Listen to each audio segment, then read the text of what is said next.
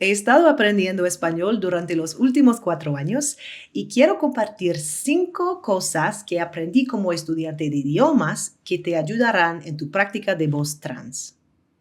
Hi, I'm Renee. I'm a gender-affirming voice teacher. And yes, I've been learning Spanish for about the last 4 years, kind of off and on. I started when I was 32 years old. And before that, I never had an aptitude for language learning. I always thought I was just one of those people who could not learn a language as an adult. However, through challenging this perception of myself and sticking on my Spanish language learning journey through the ups and downs, I've picked up a few pieces of advice that I think are extremely transferable to a trans voice practice. The first is to read out loud to yourself often. So, this is just a super practical piece of advice. Sometimes what we're trying to do is just learn how to create shapes that we've never created before. So, as an English speaker learning Spanish, I had some trouble with rolling my R's. So I would just sit down to practice reading. And before I would read, I would go, and then stuff that was really hard for me to say before, like aeropuerto, aeropuerto. Now I don't really have much trouble with it, although I still struggle with alrededor, alrededor. But even to this day, like 4 years into my journey, I still read out loud to myself almost every day. The second piece of advice is to identify your weaknesses and face them head on. So in my learning journey, I grew very quickly in comprehension. So I was able to read Spanish and I was able to understand by listening to podcasts and to TV shows, but speaking was a very challenging thing for me. So this is very common among language learners. So what I had to do was take private lessons. So I had never taken private lessons before. Most of my language learning was done sort of ad hoc in my own way, sort of self-learning style. But when it came to speaking, I could not do that one on my own. So I had to take conversation lessons. And I really only was able to learn to speak out loud in the last like 5 or 6 months. And it's been really cool. It's been a really cool change. Number 3 is to diversify your practice. So I'm the kind of person who gets pretty bored if I have to do the same thing over and over again. Duolingo, for instance, like did not work for me.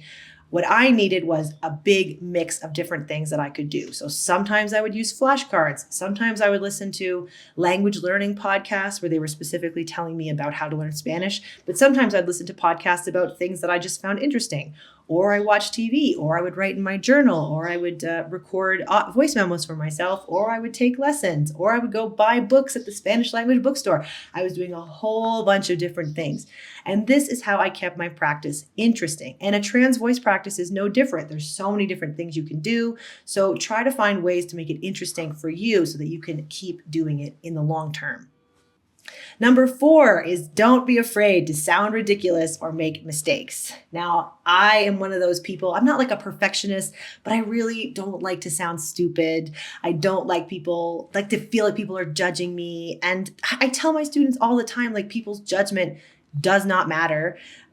And it doesn't. But this was something I had to face head on. So I had to become comfortable with sounding foolish. And what I reminded myself as a language learner was if you have an accent, like an Anglophone accent when you're speaking Spanish, it means it's not your first language. It means you're learning something new.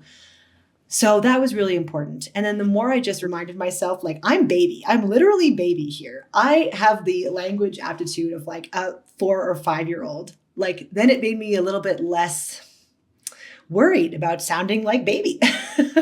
And that actually weirdly helped me move forward in my ability to speak out loud. And number 5 is the importance of immersion. So a lot of my trans voice students want to wait until their voice is exactly ready to bring it into the world. And a lot of language learners feel the same way. But it's really important to put yourself out there before you're ready so that you're listening all the time. You're immersing yourself in the language. And even before I came to Mexico City, I was like simulating immersion by only listening to podcasts and reading books in Spanish and only listening to music in Spanish and doing my best to speak to myself in Spanish. But now that I'm here, I obviously have an even more immersive environment. So this is what you need to do in trans voice work as well. Just use your voice, and through the using, you will gain all the skills that you need. So, those are the tips that I've picked up from learning Spanish that I think are extremely transferable to a trans voice practice. And I don't think I'm going to stop with just this language because, on top of these tips, I feel like learning a new language and specifically the pronunciation of a new language has made me a better gender affirming voice teacher. I've learned so much about how gender is expressed in different languages and across other cultures, and I've learned how to make vocal sounds that I couldn't before. What language do you think I should take on next? Let me know in the comments, and I hope this helped.